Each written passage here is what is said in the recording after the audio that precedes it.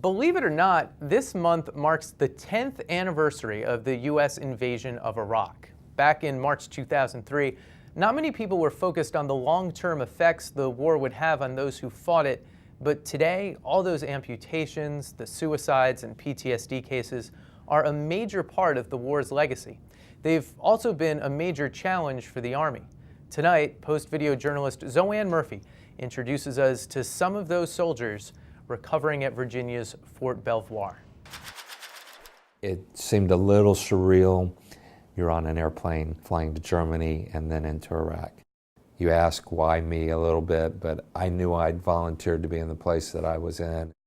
My first experience in Iraq was difficult. I think I just unleashed tears because I haven't seen, there were just houses completely wrecked, trash, filth everywhere. And I was just like, what in the hell am I doing here? Why are we even doing this? But when it's time to go, you can't complain about it. I mean, that's initially what you signed up for, is to protect your country. We were on a road very equivalent to an interstate highway here when all of a sudden I feel a heat blast go past me. So the bomb was either a roadside bomb or a suicide vehicle. I pass out and wake up a day and a half later and I find out that I'm in Landstuhl, Germany, and then I've lost my left leg.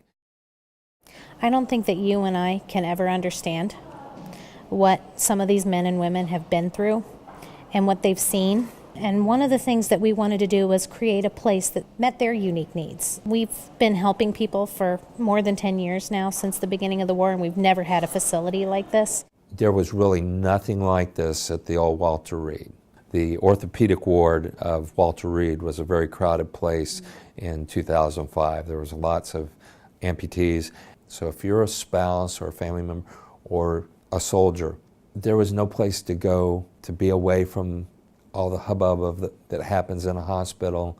So this just provides a very, what I'd say is a safe place that's calming. You're not going to be disrupted and can get your thoughts together, because you may have to make some really important decisions about a future surgery for yourself or your loved one. Every detail in this facility is something that was said to us by a service person. So a lot of the activities that we're doing here at the Fort Belvoir Center will help people relax and focus. So we have a golf simulator here, and golf is a great activity to get servicemen and women to focus. When they focus on things like that, their mind doesn't race to other more negative things.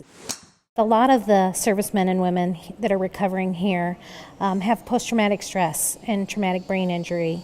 From our perspective at the USO, when you think about how long we've been at war and where we're going, we haven't even started to scratch the surface on post-traumatic stress and traumatic brain injury. I started having symptoms as soon as I got back. I just had to start reflecting and investigating and exploring myself. And I had to do that with art. It was that moment when I clicked that shutter to take the 4 portraits of myself and my kids. That was that Oprah aha moment, I should be doing, this is the way I should go. The art studio is another great place to go here to create art as a form of therapy for them. For those individuals that want to seek help, and, they need an avenue there. We have an obligation to these men and women to help them through visible wounds and invisible wounds. That's where we need to focus our time, energy, and effort, is making sure that down the line, we're there for them.